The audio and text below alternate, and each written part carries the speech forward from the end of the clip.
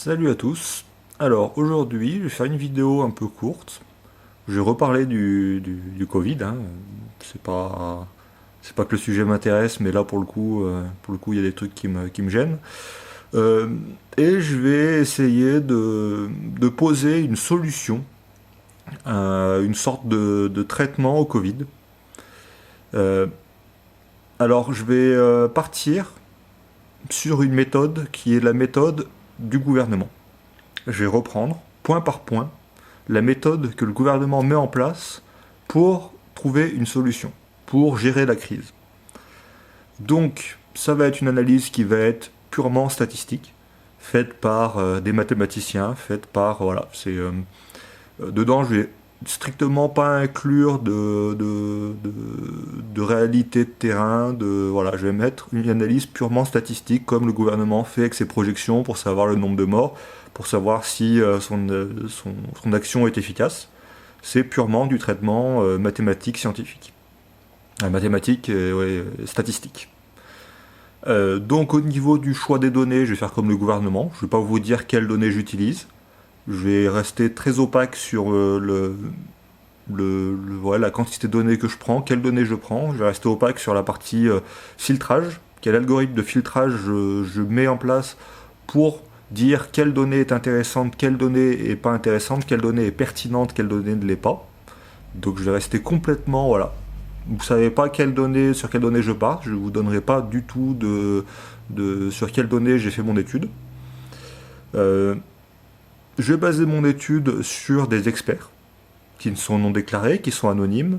Les experts ne feront aucune déclaration de conflit d'intérêts. Donc je ne vous dirai pas si c'est des gens qui sont issus d'un milieu scientifique, issus d'un milieu médical, issus d'un laboratoire pharmaceutique. Je vous dirai pas s'ils sont payés par Total ou par n'importe qui pour avoir des biais cognitifs là-dessus. Et en dernier point, je ne vous garantirai pas que je modifie les conditions de test, que je modifie les analyses de test, que je modifie tout le processus de test en fonction des résultats. Donc je ne vous garantis pas que j'ai fait un raisonnement scientifique propre qui est de définir les données définir comment je vais choisir les données que je vais prendre, définir quelles données je vais prendre, définir quelle analyse je vais mettre en place dessus, et voilà, mettre en place tout le protocole de test, et après faire mon test sans jamais retoucher à ce protocole-là. Donc ça, je ne vous garantis pas que le protocole de test ou que les échantillonnages ont été modifiés au fur et à mesure que les résultats sont tombés. Donc, pour analyser la solution, je vais prendre un axe de réflexion qui est tout simple. Essayer de classer le pourcentage de morts qu'il y a par strate de revenus. Donc en disant, entre les gens qui gagnent entre 0 et 5 000 euros par mois, combien de pourcentage il y a de gens qui sont morts du Covid, entre 5 000 et 20 000, entre 20 000 et 100 000, entre 100 000 et 1 million, et entre 1 million et plus, quoi. Donc voilà, les strates, c'est moi qui les définis, c'est pas celle-là, voilà, je vais rester complètement opaque, hein, méthode gouvernementale.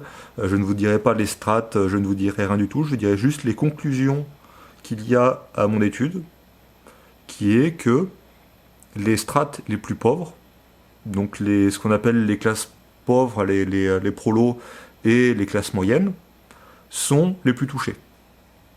Et plus on monte dans les revenus, moins il y a de morts, avec un seuil. Il y a un moment, il y a un seuil où si les gens sont assez riches, ils ne sont pas impactés par le Covid. Il peut y avoir des cas de Covid, mais il n'y a personne qui est mort. Donc vous pouvez voir ça tout simplement, vous regardez les médias mainstream.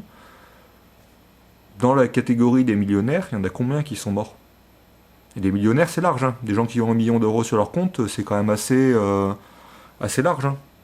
Là déjà, vous voyez, je dévie un petit peu, je suis plus sur le revenu par mois, je suis sur le patrimoine que la personne a. Mais même en prenant sur, voilà, que ce soit le patrimoine ou que ce soit le revenu par mois, on se rend compte que il n'y a pas de cas passé un certain seuil de finances. Donc les conclusions de mon étude sont très simples. Le remède pour ne pas mourir du Covid, c'est d'être riche. Donc la seule action que le gouvernement pourrait mettre en place, selon mon étude, pour que les gens ne meurent pas du Covid, c'est que tout le monde soit riche.